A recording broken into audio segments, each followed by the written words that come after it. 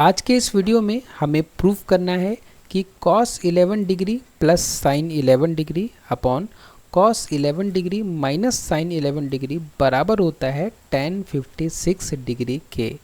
ये क्वेश्चन पहली बार में देखने में थोड़ा डिफ़िकल्ट लग सकता है, लेकिन इस क्वेश्चन को सॉल्व करने के लिए बस एक ही हमको एक आइडिया चाहिए। अगर वो आइडिया आपको क्लिक कर गया तो आप इस क्वेश्चन को तुरंत ही सॉल्व कर पाएंगे।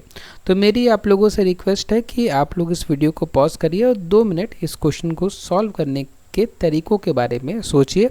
आप अपना दिमाग लगाइए कि हम इस क्वेश्चन को कैसे सॉल्व कर सकते हैं। अगर आप सॉल्व कर लेते हैं तो बहुत अच्छी बात है, और नहीं कर पाते हैं तो आप इस वीडियो को कंटिन्यू करिए और देखिए कि कैसे मैं इस क्वेश्चन को सॉल्व करता हूं। तो देखिए, इस क्वेश्चन को सॉल्व करने के लिए हमारे दिमाग में जो सबसे पहली चीज़ क्लिक करनी चाहिए वो ये है कि हमें राइट हैंड साइड में हमें tan 56 डिग्री दी हुई है।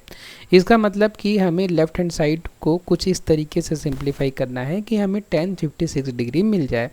अब अगर हमें इसको सिंप्लीफाई करके tan लाना है तो ऑब्वियस सी बात है, हमें ये cos और sin यहाँ से हटाना पड़ेगा।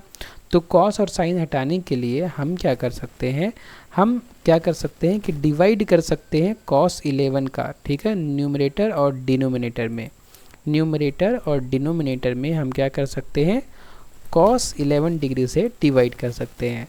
तो जब न्यूमरेटर और डिनोमिनेटर में हम cos 11 डिग्री से डिवाइड करेंगे तो क्या हो जाएगा, ऊपर में cos 11 डिग्री है, हमने डिवाइड कर दिया cos 11 डिग्री से, उसके बाद में हमने प्लस किया और यहाँ पे भी हमने sin 11 डिग्री लिखा हुआ है, नीचे लिख दिया हमने cos 11 डिग्री। ठीक है, हम ऐसा कर सकते हैं क्योंकि न्यूमरेटर और डिनोमिनेटर दोनों में हम कर रहे हैं, तो इसलिए हमारी इस इक्वेशन की वैल्यू में कोई फ़र्क नहीं पड़ेगा, हम ऐसा कर सकते हैं। ठीक है, तो नीचे यहाँ पे क्या लिखा है, माइनस, यहाँ पे sin 11 डिग्री है और नीचे हमने क्या कर दिया, cos 11 डिग्री। बस यही आइडिया अगर आपको क्लिक कर जाए, इसके बाद अब इस प्रॉब्लम में, अब इस क्वेश्चन में कुछ भी नहीं बचता।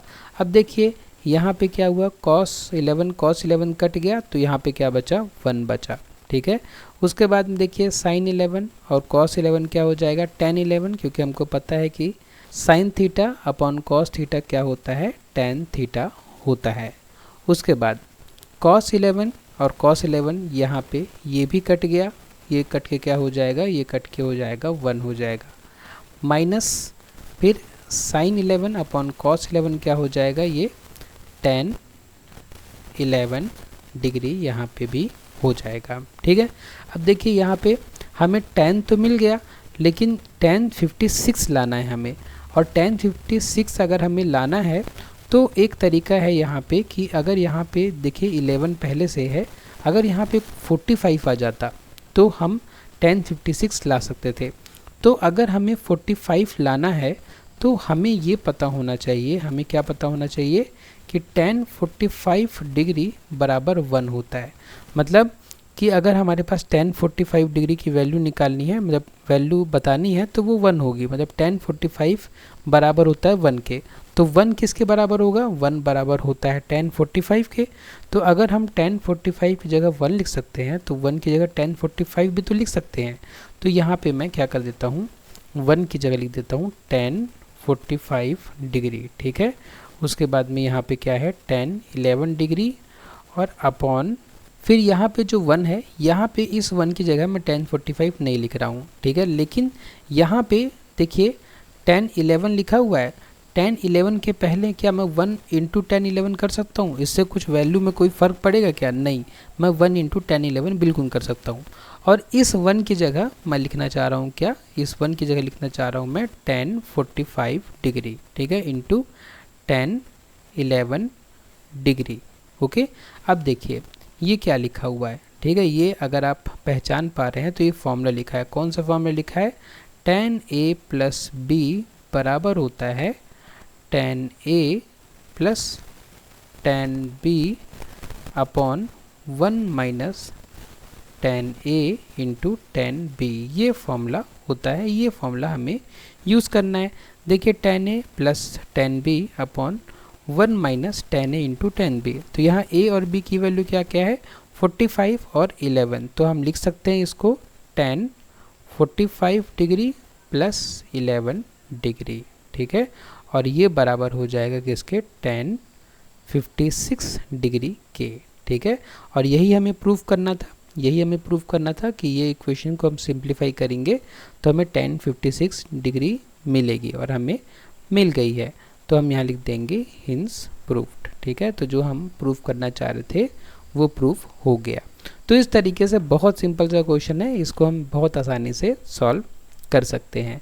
तो अगर आपको इस प्लेलिस्ट से पढ़ना है जिसमें हम मैथमेटिक्स सीख रहे हैं, RGPV डिप्लोमा का सिलेबस हम कंप्लीट कर रहे हैं मैथमेटिक्स का, अगर आपको ये प्लेलिस्ट देखनी है तो आप मेरे YouTube चैनल पर जब जाएंगे तो यहाँ पे मेरे YouTube चैनल पर आपको देखिए ये प्लेलिस्ट नाम का टैब दिखेगा। इस टैब में आपको ये मैथमेटिक्स की प्लेलिस्ट मिलेगी।